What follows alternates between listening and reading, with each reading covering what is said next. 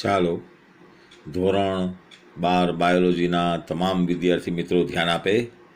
આપણે પ્રકરણ 13 ચાલુ છે અને એના 6 ક્વેશ્ચન પૂરા થઈ ગયા છે. સોરી 5 ક્વેશ્ચન પૂરા થઈ ગયા છે. આજે આપણે ક્વેશ્ચન નંબર 6 એ લેવા જઈ રહ્યા છીએ, જ્યાં જમીન લખેલું છે, ભૂમિ, ત્યાં આપણે પ્રશ્ન લખી નાખવાનો છે. ક્વેશ્ચન નંબર 6, ભૂમિની રચના કરતા ઘટકો વિશે સમજાવો. ભૂમિ છે એ કઈ સારી ભૂમિ જમીન કહી શકાય. આપણે તો ગામડાના અને ખેડૂતના વિદ્યાર્થીઓ છીએ, એટલે આપણે ખ્યાલ આવી શકે કે જમીનની અંદર કેવી જમીન હોય તો એની અંદર પાક સારો થાય. પણ જમીનની અંદર જે રચના કરતા ઘટકો છે એમાં ખાસ આપણે જોઈએ તો 1 નંબર આપી દેજો, કણોનું કદ. નાના કણ છે, ઝીણા કણ છે, મધ્યમ કદ છે એની સાઇઝ. 2 નંબર, કણો કેવી રીતે ગોઠવાયેલા છે સમૂહની અંદર એનું સામૂહિકરણ. 3 નંબર, ભૂમિની અંતઃસ્ત્રવણ ક્ષમતા એટલે પાણી અંદર કેટલું ઉતરી શકે છે. 4 નંબર, જલ ગ્રહણ ક્ષમતા પાણી કેટલું સચવાઈ શકે છે. 5મું, જમીનની પીએચ કેટલી છે, ખારાશવાળી જમીન નકામી છે. 6, ખનિજ સંગઠન કેવું છે, હાઇડ્રોજન, નાઇટ્રોજન, કાર્બન, ઝીંક, બોરોન એવા બધા ખનિજ તત્વો કેવા છે, કેટલા છે. 6 નંબર. અને 7 નંબર, ભૂતલ, પાણીનું તળ એ જમીનની અંદર કેટલું સુધી ઊંડે જઈ શકે છે. આ બધા 7 ઘટકો ભેગા થઈ અને પાણીની બંધારણ ઘડે છે, પાણીની રચના કરે છે. તો ભૂમિના આ બધા રચના કરતા ઘટકો છે. ચાલો, અજૈવ કારકો લખેલું છે સામેની પ્રતિક્રિયા, ત્યાં તમે લખી નાખજો. Question number 7. પ્રશ્ન જરાક જુદી રીતે સમજાવવામાં આવ્યો છે. પ્રશ્ન લખી નાખજો. સમસ્થિતિની જાળવણી કરવા પ્રાણીઓ શું કરે છે? ઉદાહરણો આપો. પહેલાં તો આપણે આ શબ્દ સમજવો પડે કે સમસ્થિતિ એટલે વળી શું. જાળવણી તો પછીની વાત છે. સમસ્થિતિ એટલે શું? મેં એક નાનો ચાર્ટ બાજુમાં સમજાવવા માટે પ્રયત્ન કર્યો છે. જુઓ, સમસ્થિતિની જાળવણી. મિત્રો, તમે બધા યુવાન છો, તમે 15, 16, 17 વર્ષના છો. અત્યારે તમારી કાર્યક્ષમતા 100% છે. તમે દરેક કાર્ય ગમે એટલા કલાક સુધી અવિરત કરી શકો છો. તમારી કામ કરવાની ભાવના 0% છે. એટલે કે તમારાની અંદર અવ્યવસ્થા 0% છે, 100% કાર્યક્ષમતા છે. અવ્યવસ્થાના માપને આપણે શબ્દ એન્ટ્રોપીથી ઓળખીએ છીએ. એન્ટ્રોપી ફિઝિક્સ, કેમેસ્ટ્રીમાં પણ આવે છે. અહીંયા આપણે એન્ટ્રોપીનો અર્થ કરવાનો છે અવ્યવસ્થા, બિનકાર્યક્ષમતા. કાર્યક્ષમતા 100% હોય તો એન્ટ્રોપી 0% હોય. ધીમે ધીમે આપણે મોટા થાય એ કાર્યક્ષમતા ઘટતી જાય. માની લો 99% કાર્યક્ષમતા થઈ, 1% એન્ટ્રોપી આવી, અવ્યવસ્થા આવી. ધીમે ધીમે 60% કાર્યક્ષમતા, 40% એન્ટ્રોપી. ઊંધું, 40% કાર્યક્ષમતા, 60% એન્ટ્રોપી. બહુ વધારે ઉંમર થઈ જાય તો આપણે માત્ર 20% કામ કરી શકીએ, 80% આપણે કામ ન કરી શકીએ, કારણ કે એન્ટ્રોપી વધી ગઈ છે. એવી જ રીતે 10%, 90%. એક સમય એવો આવશે કે અહીંયા 1% કાર્યક્ષમતા થઈ જશે, એકદમ વૃદ્ધ થશું ત્યારે 99% આપણી શરીરની અંદર એન્ટ્રોપી વધી ગઈ હશે. અને કાર્યક્ષમતા જ્યારે 0% થઈ જાય, એટલે કે એન્ટ્રોપી 100% થઈ જાય, ત્યારે કાર્યક્ષમતા 0% થઈ જાય છે. એનો અર્થ એ છે કે એન્ટ્રોપીનું પ્રમાણ 100% થાય ત્યારે સજીવ કોઈ કામ કરી શકતો નથી, શ્વાસ લઈ શકતો નથી, હૃદય પણ ચલાવી શકતો નથી. એનો અર્થ એ થયો એન્ટ્રોપી 100% થાય ત્યારે સજીવનું મૃત્યુ થાય છે. The reason of death is entropy's value. એન્ટ્રોપીની વેલ્યુ એ સજીવના મૃત્યુ માટે જવાબદાર છે.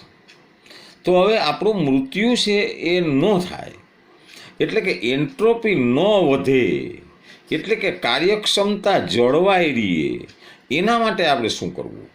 તો સમસ્થિતિની જાળવણી કેવી રીતે કરી શકાય એ આ પ્રશ્ન તમને સમજાવે છે.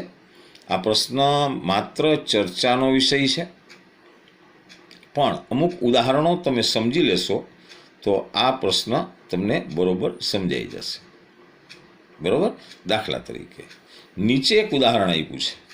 માની લો કે કોઈ વ્યક્તિ જ્યારે તેના આસપાસનું પરિસરનું તાપમાન 25 સેન્ટીગ્રેડ હોય ત્યારે તે સર્વશ્રેષ્ઠ રીતે કાર્ય કરે છે. કોઈ એન્ટ્રોપી નથી, એને અનુકૂળ વાતાવરણ છે, સર્વશ્રેષ્ઠ કામ કરે છે.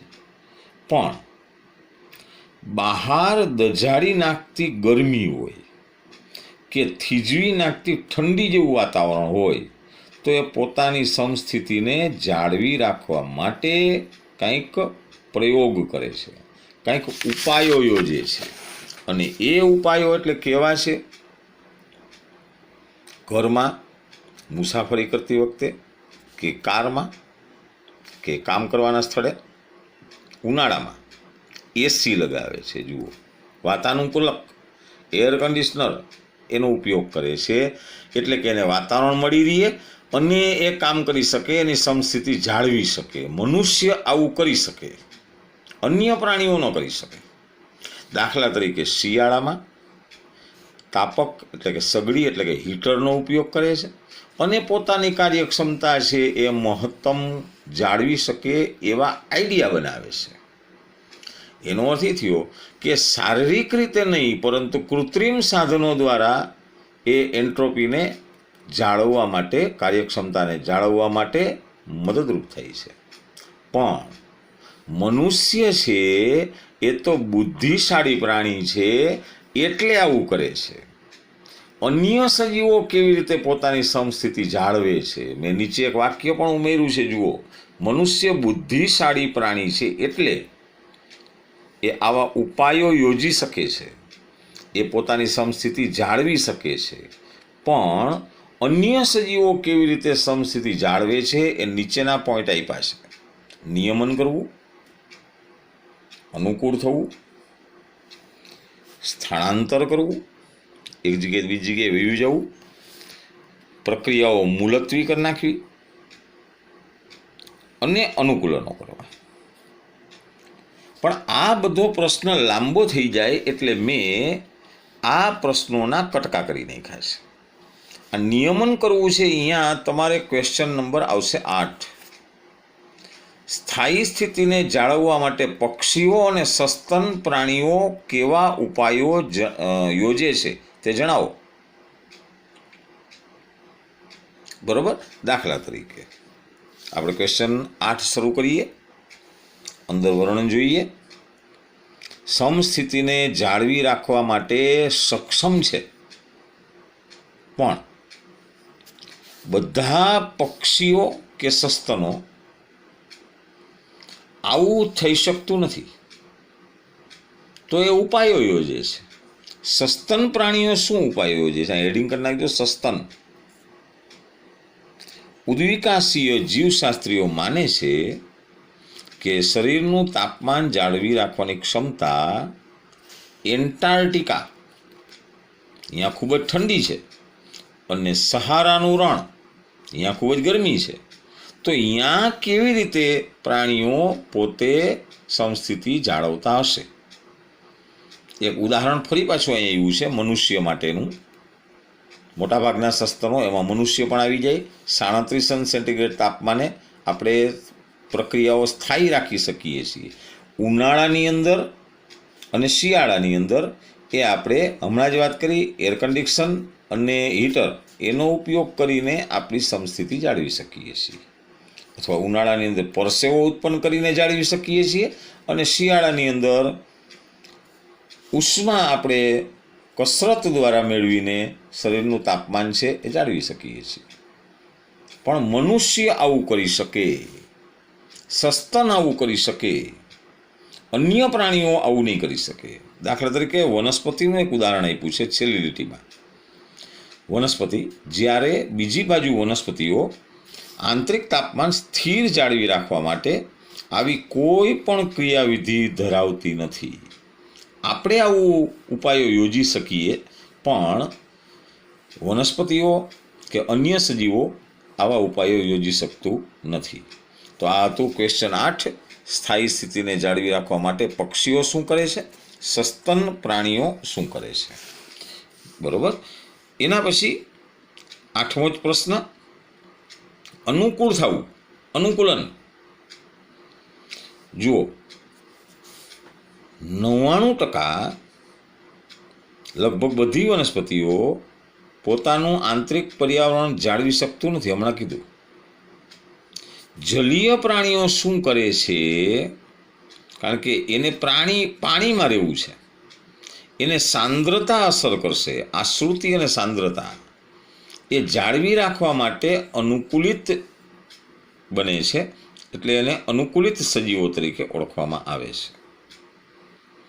જ્યારે અમુક પ્રાણીઓ છે, મનુષ્ય દાખલા તરીકે ઉનાળાની ગરમીના મહિનાઓમાં પોતાનો પરસેવો નીકળી જવા દે છે, જેની પાસે એસી નથી, એવા પ્રાણીઓ, એવા મનુષ્ય, એને ઉપ અનુકૂલતમ તરીકે ઓળખવામાં આવે છે. અન્ય સસ્તનની વાત કરી છે છછુંદર. અહીંયા બીજું એક પ્રાણી પક્ષી લખ્યું છે ગુંજન પક્ષી. ગુંજન પક્ષી અને છછુંદર છે એ સામાન્ય રીતે આવી પરિસ્થિતિની અંદર ચયાપચયનો દર એ ઘટાડી અને ઉર્જા ખર્ચી નાખે છે, અને પરિણામે પોતે સમસ્થિતિ જાળવી શકે છે. અને આ જ કારણથી ખૂબ નાના પ્રાણીઓ ધ્રુવ પ્રદેશમાં ભાગ્યે જ જોવા મળે છે. મોટા કદના પ્રાણીઓ જ હોય, આ કારણ પણ પૂછાઈ શકે. બરોબર. કારણ કે મોટા પ્રાણીઓ છે એ આવી સમસ્થિતિની જાળવણી કરી શકે, નાના પ્રાણીઓ સમસ્થિતિ જાળવી શકતા નથી. સામેના પાનામાં આપણે જઈએ. જો સમસ્થિતિ છે સીમિત મર્યાદાની અંદર હોય તો આપણે જાળવી શકીએ, પણ મર્યાદા બહારનું તાપમાનમાં ફેરફાર થાય તો સજીવો છે એના અસ્તિત્વમાં જીવિતતા એ જોખમાય છે, અને પરિણામે એ આવા સમયગાળાની અંદર સ્થાયી બની જાય છે, અને એ જગ્યાએ જ પોતે સ્થાયી કરી નાખે છે. તો આ હતું સમસ્થિતિની જાળવણી માટે પક્ષીઓ અને સસ્તન પ્રાણીઓ એ કેવી રીતે અનુકૂલન પામે છે એની મેં તમને ચર્ચા કરી છે. અહીંયા સ્થળાંતર કરવું, ત્યાં તમારે ક્વેશ્ચન નંબર 9 આપવાનો છે. ક્વેશ્ચન નંબર 9, હંગામી ધોરણે ટેમ્પરરી સજીવોની રક્ષણ વ્યવસ્થા વર્ણવો. ટેમ્પરરી શું કરે, કાયમી નહીં. આપણે જાણીએ છીએ અમુક પ્રાણીઓ સ્થળાંતર કરી જાય છે. સાયબિરિયાથી નળ સરોવરની અંદર અમદાવાદ પાસે ત્યાં પક્ષીઓ આવે છે શિયાળામાં, અત્યારે સિઝન છે, તો સાયબિરિયાથી છેટ પક્ષીઓ આવે છે. એ પક્ષીઓનું નામ કદાચ તમે જાણતા હશો, ફ્લેમિંગો, જેને ગુજરાતીમાં આપણે સુરખાબ પક્ષી તરીકે ઓળખીએ છીએ. એ લોકો સ્થાનાંતર કરીને સાયબિરિયાથી આવે છે. તો આવું એનું અનુકૂલન છે. અને બીજું અનુકૂલન છે મુલતવી પણ રાખે છે. અમુક પ્રાણીઓ પોતાની ક્રિયાઓ મુલતવી રાખીને સુષુપ્ત અવસ્થાની અંદર વયા જાય છે. દાખલા તરીકે બહુ જાણીતું ઉદાહરણ દેડકાની શીત નિંદ્રા. દેડકો છે શિયાળામાં શીત નિંદ્રા, ઉનાળાની અંદર ગ્રીષ્મ નિંદ્રા. તો હંગામી ધોરણે ટેમ્પરરી એ 9મો પ્રશ્ન છે. એ આપણે આવતા વિડીયો લેક્ચરની અંદર જોવાના છીએ. આવતા વિડીયો લેક્ચરમાં ક્વેશ્ચન 9 સાથે ફરી મળીએ છીએ. ત્યાં સુધી તમામ વિદ્યાર્થીઓ આ જે ચલાવેલા પ્રશ્ન છે મુદ્દા પ્રમાણે, ટોપિક પ્રમાણે એ પોતાની નોટમાં ઉતારશો, તો જ તમને આ પાઠ છે એ વ્યવસ્થિત રીતે તૈયારી કરી શકશો. MCQની દૃષ્ટિએ પણ આ પાઠ બહુ મહત્ત્વનો છે, એટલે બહુ વ્યવસ્થિત રીતે તૈયારી કરજો. આપણે આવતા વિડીયો લેક્ચરમાં ક્વેશ્ચન 9 સાથે ફરી મળીએ છીએ. ત્યાં સુધી તમામ વિદ્યાર્થીઓને ગુડ બાય, આવજો.